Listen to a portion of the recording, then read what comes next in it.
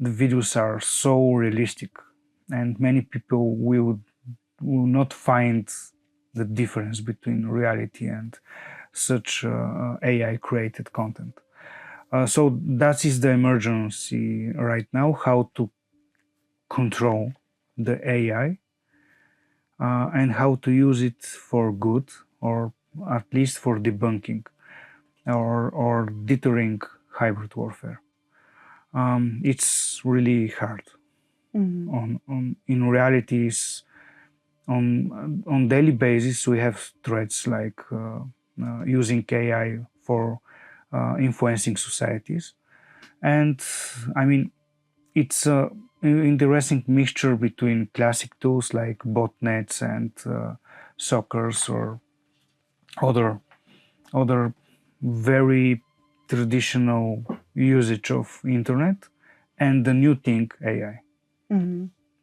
And there are too many unknown things in the whole picture. So we don't know how the technology would develop, and we don't know how the enemy would act. Absolutely. And who will be braver to implement these tools for the warfare. So how do we proceed with regulation then? Like when it's so critical, do we need to implement some regulations, and what kind of regulations? Digital Services Act is a very good thing for European Union, so that's a good regulation. But even right now, it's not well prepared for the new realities, because many countries, they have presence as a part of member states, so they have local infrastructure controlled by Digital Services Act employees.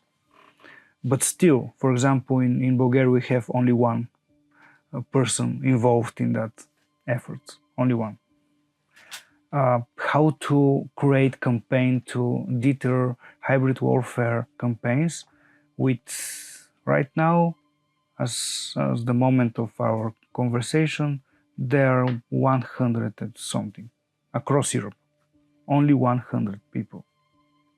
It's not enough. And what would be the first step then to kind of tackle these challenges? Understanding. So talking, writing. Yeah, and understanding the problem, because many politicians across Europe are still believing that we are not in dangerous situation geopolitically and geoeconomically, which we know it's not the truth. It's not so optimistic conversation, but I prefer to be realistic. Absolutely. We try to be too optimistic and maybe delusional. That's why we are in this situation. We were optimistic till yesterday, and what happened? We are not prepared. Yeah. Okay, so even though now we know that we have to invest heavily in defense, that's the... Not only investing, we need to understand. Yes. Because only spending money is, I mean, this is how... absolutely. European Union spent billions for governments which they don't care about European idea, or they don't care about the European defense, because they are on the other side. They need European money to spread adversarial ideology. So we need to understand how internally the bloc is acting and working. And at the end, we are speaking about loyalty and expertise and understanding the problem. Money is one of the things. Yeah, it should be strategic with such a little time we have, but still Europeans are reluctant to think about that. They think that there would be some industries that would lag behind because we would invest in defense heavily, not only... Yeah, but spending in defense doesn't mean you cannot spend in medical infrastructure. Even they are connected. So I think the general conversations about spending in defense sector is